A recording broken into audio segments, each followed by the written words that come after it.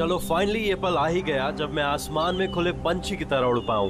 Yes, और तुम्हारी ये उड़ान मैं अपने कैमरा में कैप्चर करूंगी। लेकिन मिस्टर आजाद पंछी, कहीं आसमान में इतनी दूर मत उड़ जाना कि आसमान में गुम ही हो जाओ।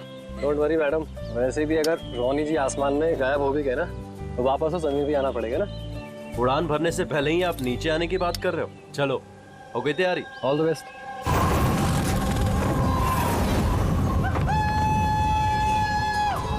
Yes, this is so much fun! Oh my God! Woohoo! Yes, come on, keep going, keep going. Alia, I love you! Ronnie, I love you too. वाह, लगता है काफी एक्सपीरियंस है इन उड़ान का। Of course, अमेरिका में उसने काफी एडवेंचर स्पोर्ट्स ट्राई किए हैं, पंजी jumping, paragliding and what not. बस इंडिया में कभी कुछ ट्राई नहीं किया था, और अब जब इंडिया में आए ही हैं हॉलिडे के लिए, तो क्यों ना कुछ ट्राई करें।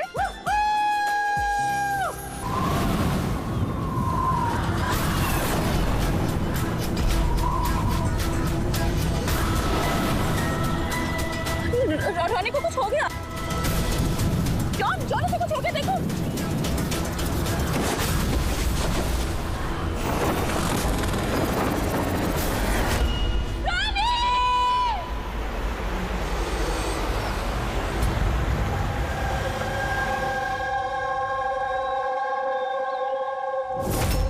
मैं और रोनी तो यहाँ हॉलिडे मनाने आए थे। मुझे क्या पता था कि ये रोनी का आखिरी दिन साबित होगा। आलिया, हम जानते हैं ये घड़ी तुम्हारे लिए मुश्किल है, मगर प्लीज हिम्मत से काम। अब मैं न्यूयॉर्क जाके उसके डैड को क्या जवाब दूंगी कि मैं आई तो उसके साथ थी, लेकिन लौट अकेले रही हूँ। आपको किसी पे शक है? कौन मार सकता है रोनी को? सर, रोनी को कोई क्यों मारेगा? हम तो यहाँ किसी को जानते तक नहीं। कहीं ऐसा तो नहीं कि इसका कोई दुश्मन अमेरिका से इसका पीछा करते हुए यहाँ तक आ गया? नहीं सर, रोनी का कोई दुश्मन नहीं था। He was such a lively person, सब उसको पसंद करते थे। तो तुम्हारा कहना है कि यहाँ पे इंडिया में कोई रिश्तेदार, कोई दोस्त, कोई परिवार वगैरह नहीं है यहाँ पे? ये देश हमारे लिए अजनबी है सर। सब कुछ ना इन पैराग्लाइडिंग वालों ने किया है। Please sir, arrest them. आप हमें दोष मत दीजिए, रोजी रोटी है हमारी, हम क्यों मारेंगे किसी टूरिस्ट को? तो किसने मारा रोनी को फिर? सर, ये मुझे भी समझ में नहीं आ रहा है, 3000 फीट की ऊंचाई से गोली कैसे चली, किसने चलाई? तो रोनी 3000 फीट की ऊंचाई पे उड़ रहा था। हाँ सर, और मैंने खुद गियर चेक किया था, कोई भी खतरनाक चीज नहीं थी उसके अंदर। और उसके आसपास किसी को उड़ते हुए देखा आसपास? नहीं सर, कोई भी नहीं था। आसमान एकदम साफ था, रेडियस भी क्लियर था, और वो अपनी उड़ान एंजॉय भी कर रहे थे। पर सडन पता नहीं क्या हुआ, एकदम से धड़ाम से नीचे आकर गिर गए। ये जो घाव है ना, तो ऐसा लगता है कि काफी दूर से गोली चली है, शायद किसी राइफल से। हाँ, राइफल ही होगी, क्योंकि जिस हाइट पे ये उड़ान भर रहा था वहां से तो कोई शार्प शूटर ही गोली चला सकता है, किसी राइफल से।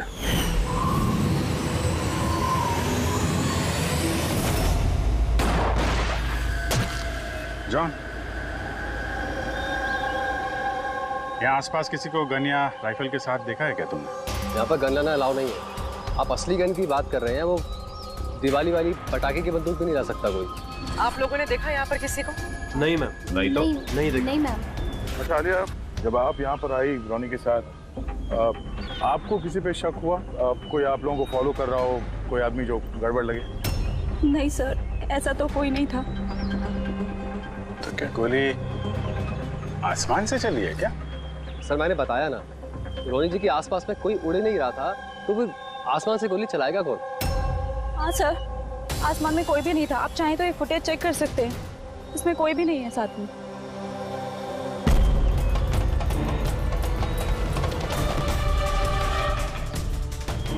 फुटेज में तो रोनी के आसपास दूर दूर तक कोई दिख नहीं रहा। सर, जमीन से नीचे से ऊपर किसी ने गोली नहीं चलाई।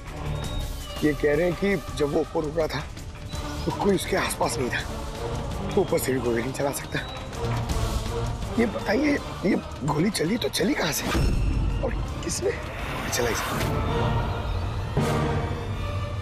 कमाल है यार, इसका कोई दुश्मन नहीं है तो फिर इसको मारने के लिए इतनी प्लानिंग कौन करेगा?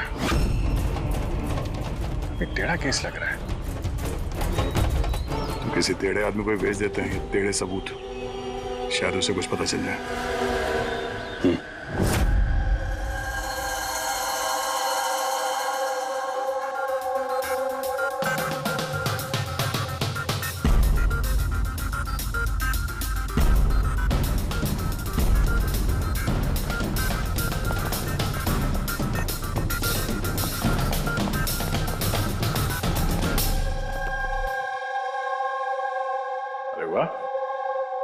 अच्छा, आप दोनों जिस कदर काम में डूबे हुए हो, ऐसा लगता है कि बहुत सारे सुराग देके भेजने वाले हो हमें यहाँ से। बहुत सारे सुराग? हाँ, और अगर एक भी नहीं मिला तो? सीधे सीधे बता ना, कोई सबूत मिला ही नहीं है, कोई सुराग ही नहीं मिला तुझे। सर उस गोली के बारे में कुछ पता नहीं चला? इतना पता चला है कि भाई ऊपर से किसी यूएफओ ने गोली चलाई हो। यार सालों के क्या बच्चों जैसे यूएफओ की बातें करते हो, और ये क्या है ये बता, हमें समझाने के लिए किया है क्या? हाँ बता। ये देखो बॉस, रॉनी ग्राउंड से 3000 फीट की ऊंचाई पर उड़ान भर रहा था और गोली लगी है उसे इससे भी ऊपर से, लगभग 1000 फीट की ऊंचाई से, और ये गोली 60 डिग्री के एंगल से लगी है उसे। मुझे तो सोच सोच के चक्कर आ रहे हैं। आसमान में ऊपर से कौन गोली चला सकता है रोनी पे, और वो भी कैसे? अभी ठहर जा, और चक्कर आएगा। बॉस, ये गोली लगभग 3 किलोमीटर की दूरी से चली है ना, बड़ी अजीब बात है। गोली 3 किलोमीटर की दूरी से चलती है, 60 डिग्री में आती है, रॉनी के गले में घुस जाती है टेढ़ी, मतलब राइफल भी इस्तेमाल की है, बड़ी पावरफुल। बिल्कुल बॉस, राइफल भी पावरफुल है और गोली चलाने वाला भी पक्का निशानेबाज। इतनी ऊंचाई पर हवा बहुत तेजी से बहती है और टेम्परेचर भी ऊपर नीचे होता रहता है, फिर भी उसका निशाना चूका नहीं, एकदम अचूक पॉइंट पे लगा। तो गोली चलाने वाला भी मंजा हुआ खिलाड़ी है सर, एक शार्प शूटर। बिल्कुल, और ऐसे शार्प शूटर आसानी से तो मिलते नहीं जो ऐसा कारनामा कर जाए। लेकिन सर हमने सारे वीडियोस देख डाले। जब रॉनी आसमान में था तो उसके आसपास ना तो कोई चॉपर था ना पैराशूट, आसमान एकदम साफ था सर। वही तो समझ में नहीं आ रहा है कि ये किलर, ये गोली चलाने वाला था कहां पर, जबकि सारा आसमान साफ था, जब बादलों में छुप कर बैठा था। और सर वो गोली से क्या पता चला? कुछ नहीं मिला पूर्वी। मैंने बैलिस्टिक डिपार्टमेंट का पूरा डेटाबेस चेक किया, ऐसी गोली का तो कोई रिकॉर्ड ही नहीं है। सर ये गोली जरूर कस्टम मेड बनवाई गई है।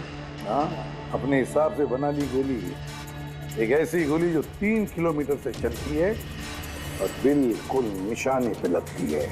और सर अगर ये गोली इतनी जबरदस्त है तो इसकी राइफल भी काफी स्पेशल होगी। हाँ, एक काम करते हैं, ये गोली फायर आर्म्स विंग और बैलिस्टिक डिपार्टमेंट में भेजते हैं, देखते हैं क्या रिपोर्ट आती है। और ये जो भी कोई है इतने ऊपर चला गया खून करने के लिए, अब जल्द से जल्द इसे जमीन पर लाते हैं।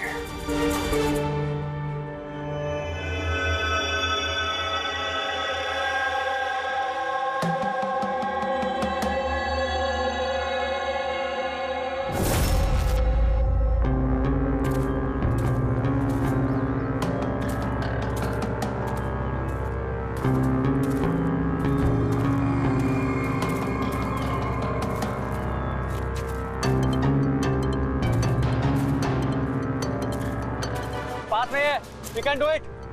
यार गुरु, अब और नहीं चढ़ सकता, बहुत थक चुका हूं मैं। बस नवीन, ज्यादा दूर नहीं है, 3000 फीट चढ़ चुके हैं, पास ही में। We can do it. Come on.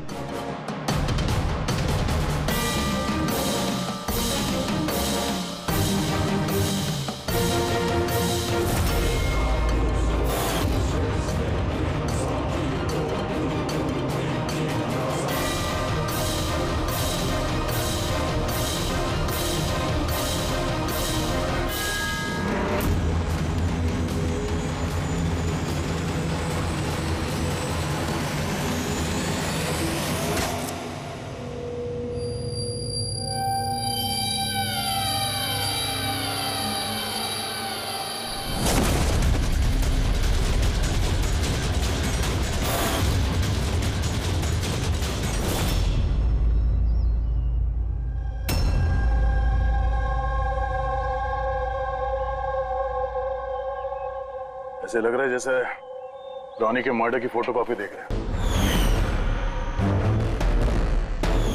3000 feet की ऊंचाई पे ठीक वैसे ही गोली मारी है सर के पीछे। इसको भी ऊपर से गोली। क्या आप लोग जब ट्रैकिंग कर रहे थे तो ये हितेन के पीछे भी कोई था क्या? नहीं सर, हितेन ही सबसे पीछे था सर। सर ये देखिए फुटेज। सर ये वही जगह है जहाँ पे ये सब कुछ हुआ। कमाल है। पीछे तो सिर्फ खुला आसमान है, ऐसी कोई जगह दिख ही नहीं रही जहां से गोली चलाई जा सके। फिर इसे गोली कहां से लगी? दोनों केसेस में पता नहीं चल रहा है कि गोली चली कहां से है। सर एकदम सही कह रहे हैं। आसमान से कोई कौवा या कबूतर थोड़ी गोली चलाएगा। ये गोली चली तो चली कहां से? और ये दोनों गोलियां 24 घंटे के अंदर अंदर चली। मुझे लगता है इन दोनों केसेस का आपस में कोई ना कोई कनेक्शन तो है। तो ये हितन काम क्या करता था? सर वो कॉलेज स्टूडेंट था सर, मुंबई ग्रेजुएशन करने आया था सर। ट्रैकिंग का बहुत शौक था उसको। जी समझ में नहीं आ रहा, कोई एक कॉलेज स्टूडेंट को मारने के लिए इतनी प्लानिंग क्यों करेगा? वही तो, पहले रॉनी और अब ये हितन। इससे पहले कि आसमान से चलने वाली गोली का कोई तीसरा शिकार हो जाए, इस खूनी तक पहुंचना होगा जल्दी से जल्दी। पिछले 24 घंटों में 2 खून हुए हैं, दोनों जवान बच्चे हैं, और दोनों को मारने का तरीका भी क्या हाई प्रोफाइल। सर दोनों की मौत हुई है एडवेंचर स्पोर्ट्स करते हुए। जमीन से हजारों फीट ऊपर मारा है सर। मगर सर सोचने वाली बात है कि खूनी ने ये एडवेंचर स्पोर्ट वाला समय ही क्यों चुना इनको मारने के लिए?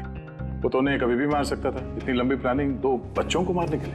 सिर्फ प्लानिंग ही लंबी नहीं दया, गन भी लंबी। ये ऐसी। ये कौन सी राइफल है सर? ये है TX-65, रशियन गन है बॉस, लॉन्ग रेंज। ऐसी ही गन से मारा गया हो। सालुंके साहब, क्या इस गन से 3 किलोमीटर दूर निशाना लगाया जा सकता है? हाँ फ्रेडी, शूटिंग रेंज में ट्राई करके देख लिया है, इसकी रेंज 3 किलोमीटर से ऊपर ही है। ऐसी गन तो आर्मी वालों के पास या फिर आतंकवादियों के पास ही मिलेगी। बिल्कुल बॉस, और इसीलिए मुझे लगता है कि ये सिर्फ मर्डर का मामला नहीं है, कोई बहुत बड़ा गुनाह होने वाला है, लार्ज स्केल पर। दया सर, काम करो, दिल्ली में जाओ इंडियन इंटेलिजेंस विंग में, और पता लगाओ कि ये ऐसी गन किसके हाथ लगी थी और कैसे।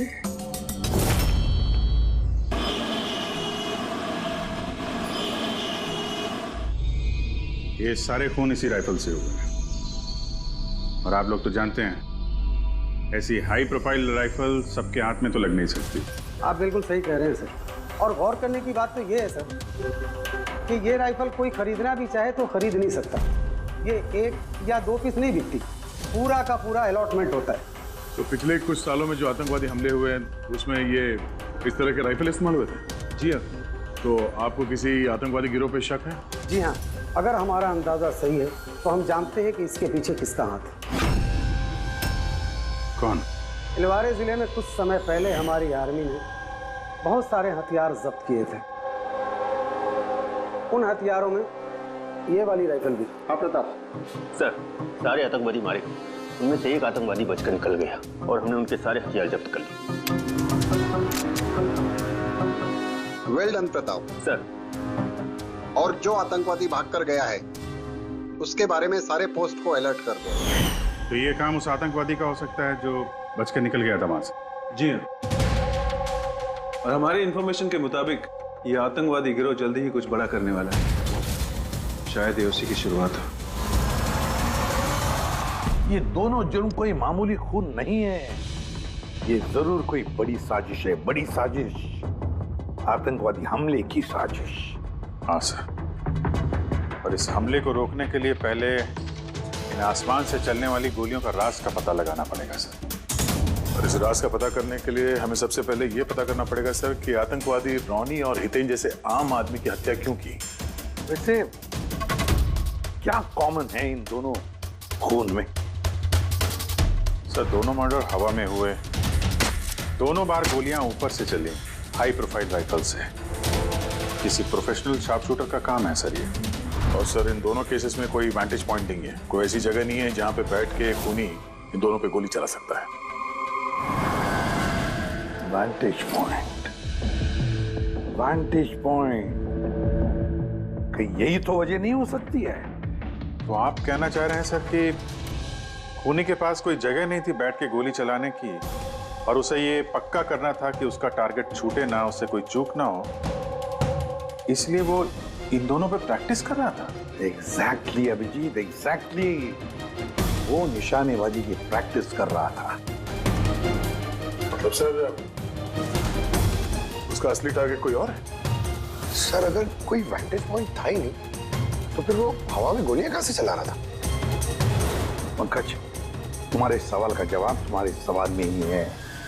ये बताओ कि मेरा मतलब है, इंसान हवा में कैसे उड़ता है बिना पंखों के?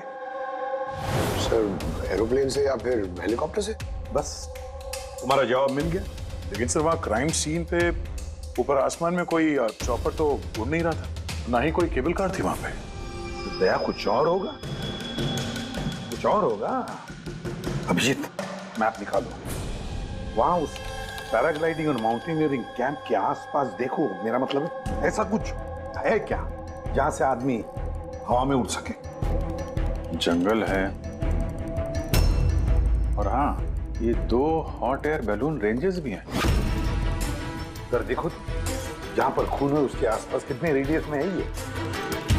सर ये दोनों 60 किलोमीटर के रेडियस में है। एक बात तो पक्की हो गई, खूनी वहां पर हॉट एयर बलून में बैठा था और वहीं से उसने गोली चलाई 3 किलोमीटर की दूरी पे। सर अगर किसी को हॉट एयर बलून की सवारी करनी है तो पहले से बुकिंग करनी पड़ती है, कोई ऐसी नहीं जा सकता। कोई बात नहीं, तो वहां उस हॉट एयर बलून रेंज के ऑफिस में जाकर पता लगा कि ऐसा कौन सा टूरिस्ट था जिसने उन 2 दिनों में दोनों हॉट एयर बलून में सवारी की थी। ये टोटल 12 लोगों की लिस्ट है जो उस दिन हॉट एयर बलून में बैठे थे। कुछ लोग अलग बैठे थे और कुछ लोग ग्रुप बना के बैठे थे। तुम्हें कुछ याद है कि इनमें से कितने लोगों के पास कोई सामान या कोई बैग्स थे? या फिर कोई बदमाश जैसा दिख रहा हो? नहीं, बदमाश तो कोई नहीं लग रहा था, लेकिन एक बूढ़ी आंटी थी जिन्होंने बैकपैक रखे हुए थे और वो चश्मा और टोपी भी लगाई हुई थी। हाँ, हम भी हैरान थे कि इस उम्र में ऐसी ट्रैवलिंग का जज्बा। और जब फोटोज खींची जा रही थी तो वो शर्मा रही थी और अपना मुंह छुपा रही थी। ये बुढ़ी आंटी शार्प शूटर सुनने में थोड़ा अजीब नहीं लग रहा है? हाँ सर, नहीं पायलट हुई इधर। 25 फरवरी को कुल मिलाकर सर मैंने 6 लोगों को एयर बैलून की सवारी करवाई थी और 2 लोगों को दिनेश ने सर। अच्छा, तो उनमें से कोई गड़बड़ टाइप का आदमी लगा या जिसके पास कोई सामान वगैरह हो? सर ऐसा तो कोई नहीं था। हाँ, एक बुजुर्ग आदमी था, पता नहीं बात बात पर क्यों चिल्ला रहा था। शायद उसका मूड खराब था या खड़ूस था शायद। उसके हाथ में कुछ सामान था क्या? सामान तो नहीं था। हाँ, बैसाखी लेकर चल रहे थे। बैसाखी लेकर चल रहे थे? तुम लोग की हिम्मत कैसे हुई मेरी तस्वीर लेने की बिना मुझसे पूछे? जरा भी तमीज है कि नहीं है? उड़ाओ उसे, उड़ाओ।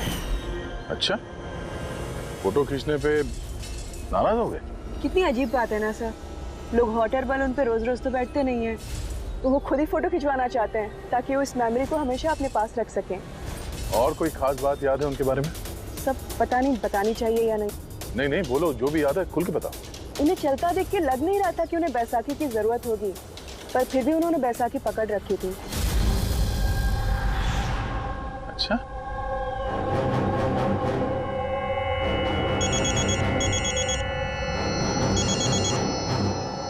हाँ सर। हाँ पूर्वी, कुछ मालूम पड़ा?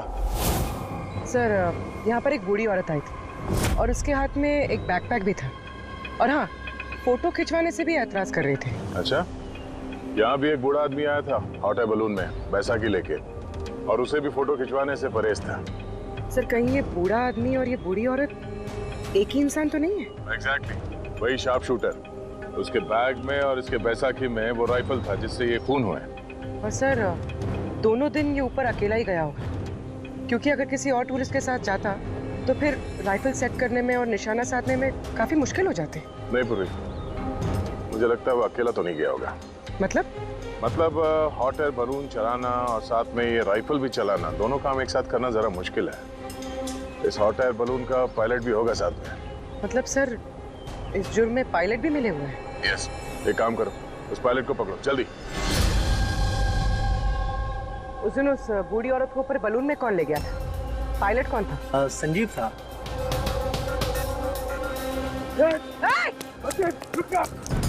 रुक जा। ना तुम मुझे मार पाओगे और ना ही उसे।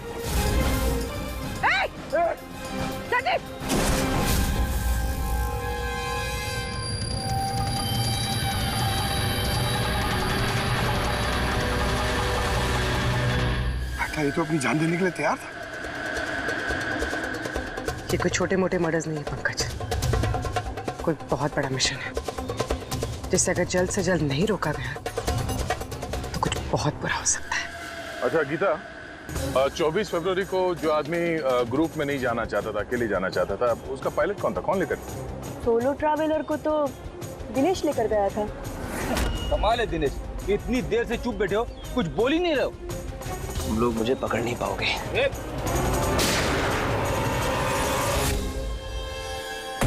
अभी यमराज तुझे अपॉइंटमेंट देने के मूड में नहीं है। जब तक हमारे सवालों का जवाब नहीं मिल जाता तुझे जिंदा रहना पड़ेगा। चल।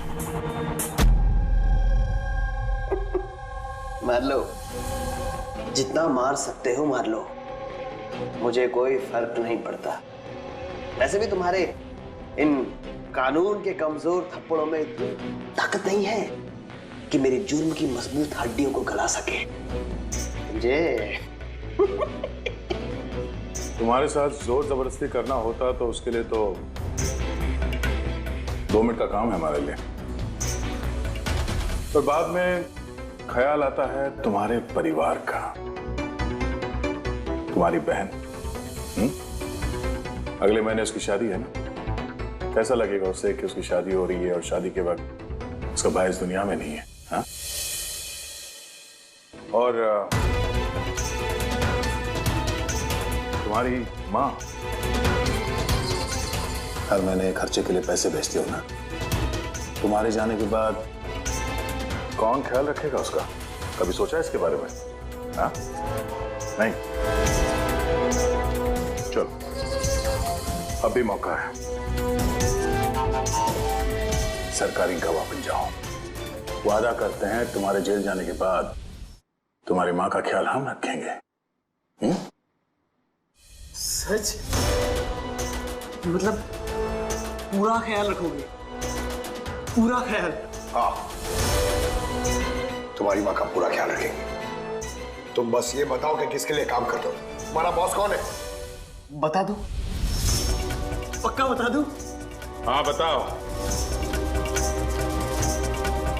मैं जिसके लिए काम करता हूं ना, मेरा बॉस है सर, उसका नाम है एसीपी प्रद्युमन।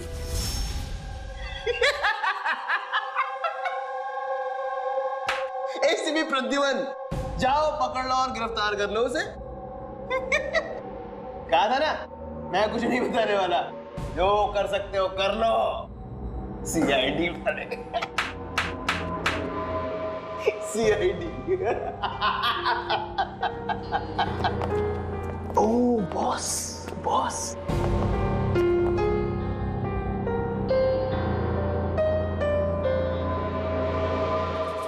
कोई बात नहीं, कुछ मत बताना। अब हम ना तुमसे कुछ पूछेंगे, कुछ बताने के लिए तुम पर जोर जबरदस्ती करेंगे, कुछ नहीं, सिर्फ एक करेंगे, हम तुम्हें सोने नहीं देंगे। सोने नहीं देंगे? वैसे भी मैं अगर जागता रहा तो मैं कुछ बताने नहीं वाला हूं आप लोगों को। कोई जरूरत नहीं, कुछ मत बताओ, बस सोने नहीं देंगे तुम्हें। ओके? यार दया, मैंने तो सुना है कि आदमी खाने पीने के बगैर तो काफी दिनों तक सरवाइव कर सकता है, लेकिन सोए बिना कितना तड़पेगा ये बेचारा। बड़ी बुरी मौत मरेगा, मुझसे तो देखा नहीं जाएगा।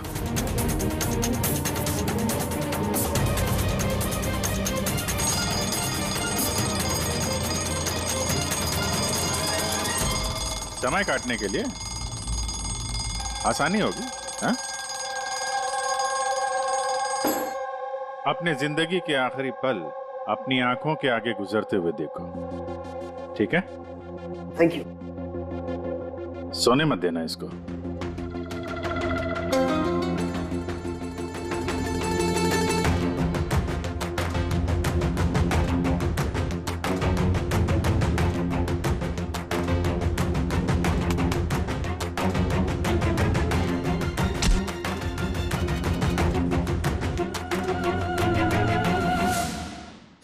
Ready sir.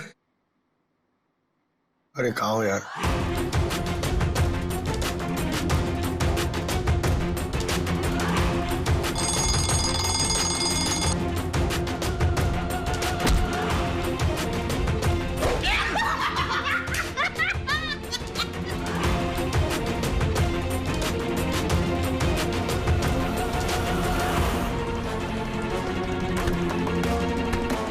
जब तक मुंह नहीं खोलेगा सोने का नहीं, समझे?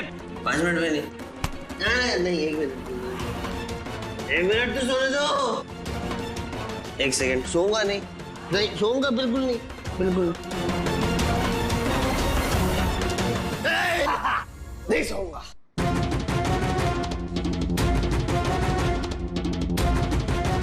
बस अब टूटने वाला ही है।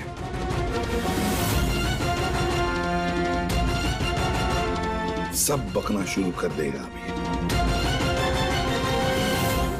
बल्लू, बल्लू नहीं सोएगा तू?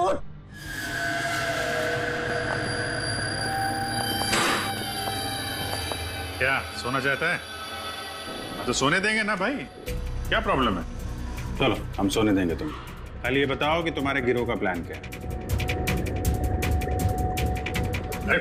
हाँ बता दो। मेरा नाम दिनेश नहीं है। मेरा नाम मेरा नाम बल्लू है, दिनेश नहीं है मेरा नाम। और मुझे स्पेशली इसी मिशन के लिए तैयार किया गया था। और जो मर्डर हुए थे ना, वो प्रैक्टिस थी। हमारा असली मिशन है उसको मारना। और क्या नाम है उसका? Steve Mulder. स्टीव मल्डर, वो इंटरनेशनल पीस मीडिएटर, शांति दूत जो हमारे देश आया है, दुश्मन देशों के बीच वो शांति का करार करवाता है, आतंकवाद बंद करने के लिए। किसी भी हम नहीं चाहते कि आतंकवाद कभी रुके। और स्टीव मल्डर तो मरेगा, तुम लोग कुछ नहीं कर सकते।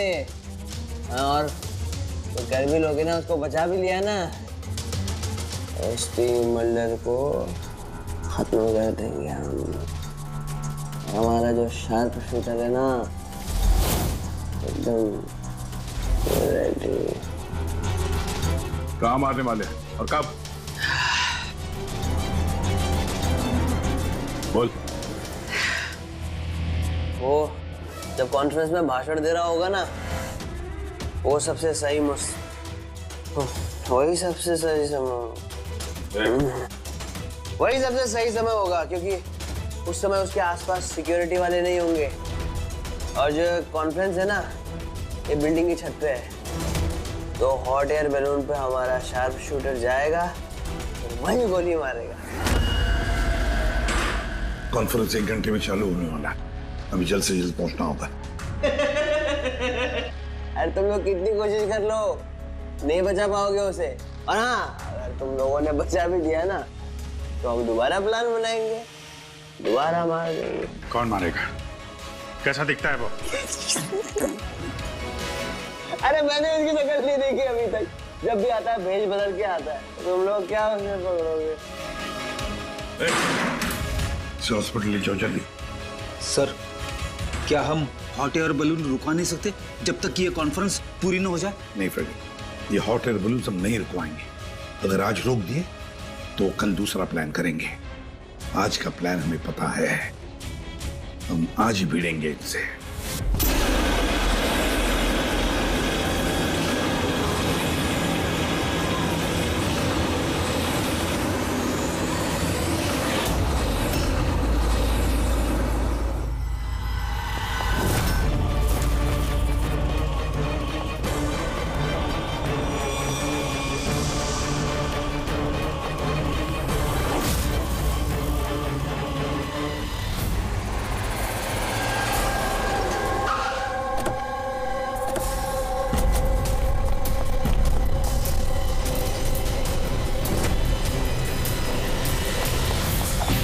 सीआईडी। मिस्टर स्टीव मल्डर का है ऊपर कॉन्फ्रेंस में। हमें ले चलो उनके पास, जल्दी हरी।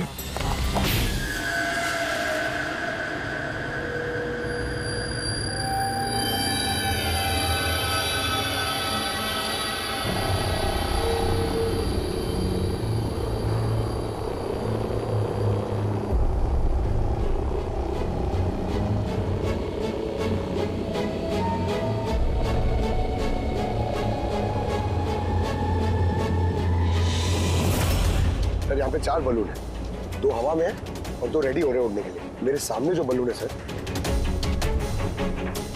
उसमें एक कपल है और वो लड़के के पास एक बैकपैक है। नजर रखो उन पे, कौन कौन आ रहा है, कौन कौन जा रहा है, सब पे ध्यान रखना। ओके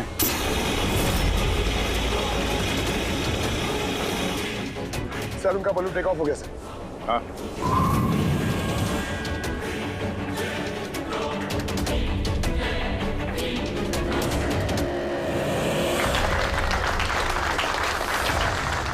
इस दुनिया में टेररिज्म क्यों है, ये क्वेश्चन बहुत जरूरी है।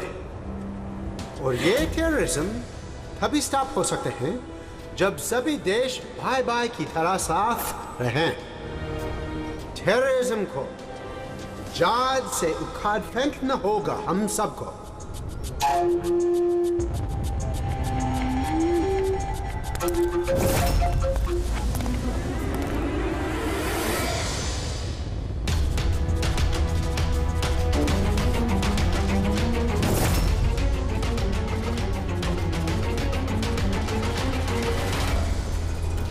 दो म्यूजिशियन है उड़ने की तैयारी में।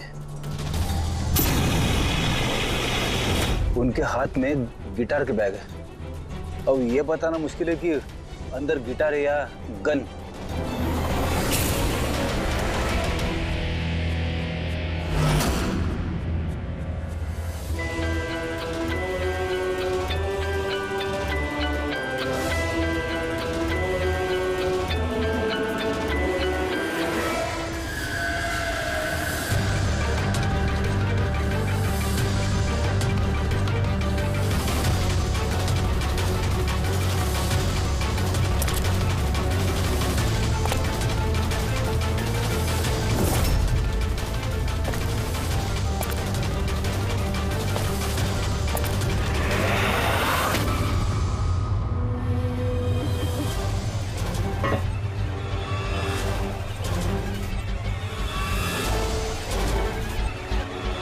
सर और एक आदमी आया है, उसके पास एक बैकपैक और एक क्रच है।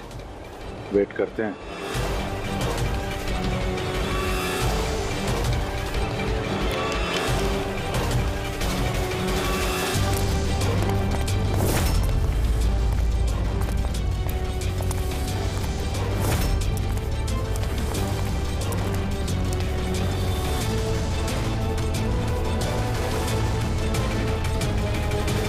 सर कैमरा क्रू वाले आए हैं, उनके पास 2 बैग है।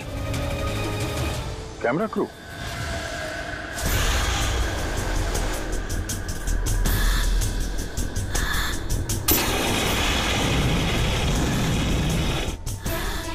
उन्हें नजरों से ओझल होने मत देना। नजर रखो उन पे।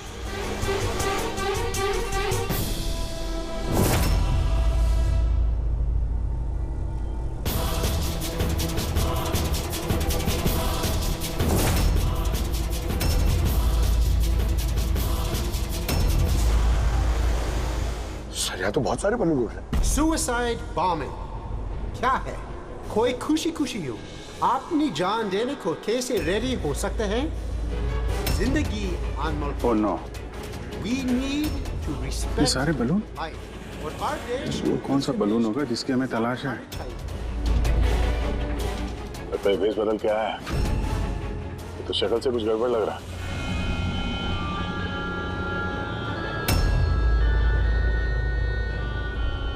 क्या? वो गिटार वाले पे नजर रखो। अपनी गलतियों से सीखना चाहिए हमें, ताकि World War I और World War II जैसे ये तो गिटार है। चल क्या रहा है ये? ऊपर जाके ये लोग म्यूजिक बजाने वाले हैं क्या? बाकी तो सारे बलून्स निकल गए, एक रह गया। मतलब सर सर इस बलून में हमारा शार्प शूटर है। Wait and watch. ये अपनी जगह से हिल रहा है। Camera crew. सर ये कहाँ गायब हो गया?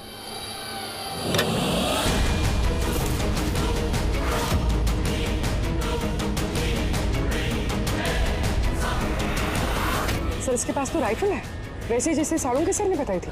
अभिजीत,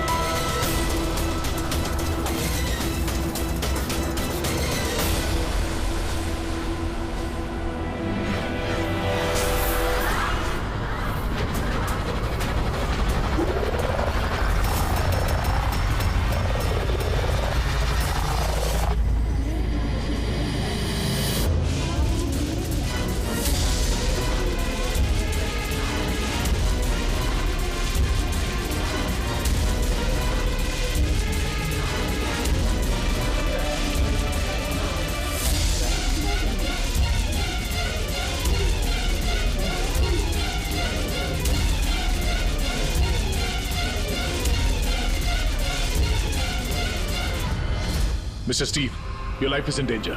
आपकी जान को खतरा है। आप क्या करें? We have a plan. Thank you CID. अगर आप लोग आज सभी वक्त पे नहीं आते, मैं जिंदा नहीं होता। देखिए मिस्टर स्टीव, खतरा अभी गया नहीं है। अभी खून पकड़ा नहीं गया है, इसलिए बीच से be careful. Okay ready Pankaj, उस बलून पे नजर रखना, आंखों से ओझल होने मत देना। हाँ सर, हम लोग बलून को ट्रैक कर रहे हैं।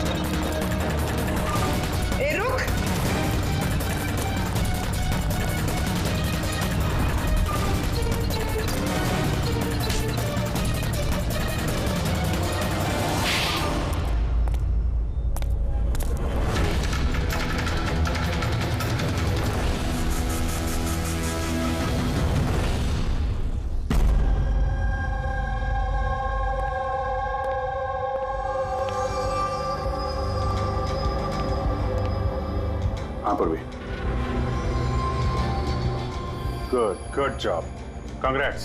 पकड़ गया killer mister Abhijeet? Yes mister Steve, we got him. Yes, well done. CID बरसों से इस देश की सेवा कर रहे हैं और आज एक बार फिर आपने एक खतरनाक टेररिस्ट को पकड़ लिए है। अभी वो पकड़ा गया है, बहुत जल्द हम उसके पूरे ग्रुप को पकड़ लेंगे। Mister Steve, we are very proud of you. आप जैसे लोगों की दुनिया को जरूरत है, जो आप जैसे साहसी हैं और नेक हो।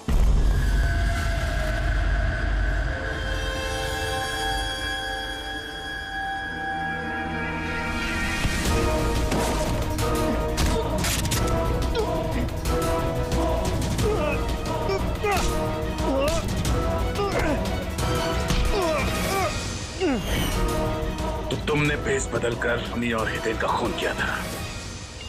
तुम मिस्टर शार्प शूटर, अब जेल की उड़ान भरना फांसी पे छूटते हमें समझा। तुम्हें क्या लगता है तुमने मुझे पकड़ लिया तो स्टीव जिंदा बच जाएगा? कभी नहीं। हमारी तादाद इतनी ज्यादा है कि तुम्हारा कानून हमें ढूंढते ढूंढते थक जाएगा, लेकिन हम खत्म नहीं होंगे। खत्म होगा तो तुम्हारा ये देश।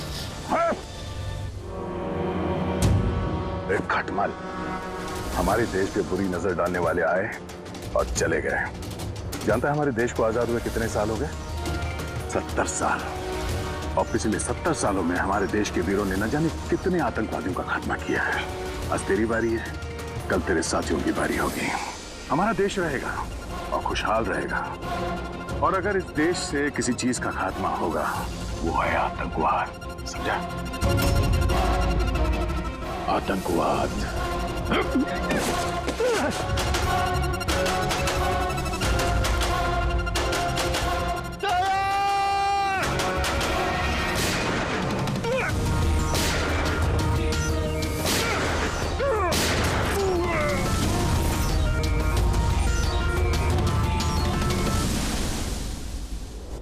आतंकवादी पीठ पे ही गोली मारोगे? हम लोग यहाँ खाते गोली, यहाँ।